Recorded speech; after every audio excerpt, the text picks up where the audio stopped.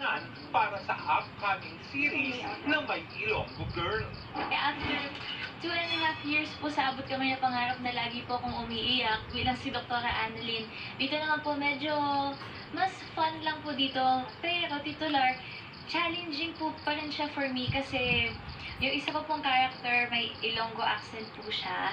Sa series na rin matutuloy ang naudlot na paglalove team nila ni Michael Sager sa Abot Kamay na Pangarap.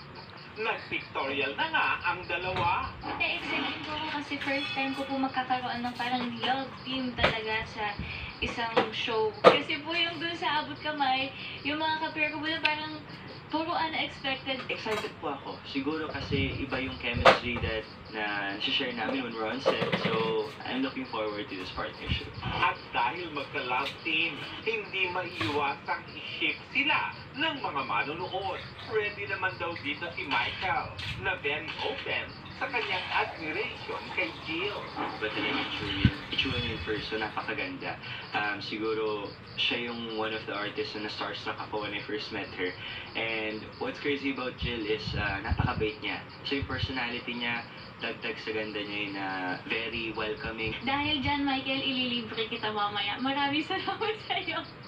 Ayun, I could say the same din po kay Michael kasi una sa lahat, mabait po si Michael. He also looks good.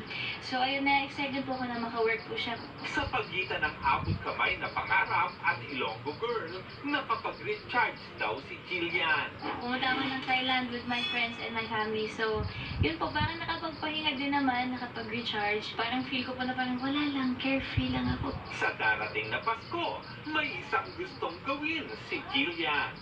Mag-try po ako magluto at aaralin ko talaga magluto kasi nakakahiya sa aking pamilya dahil ang mother side ko po mga Ilonggo, father side ko mga Kapampangan. Tapos ako po yung hindi marunong magluto. Gusto ko pong matuto magluto ng kare-kare, adobo, sisig. Ako, R. Santiago,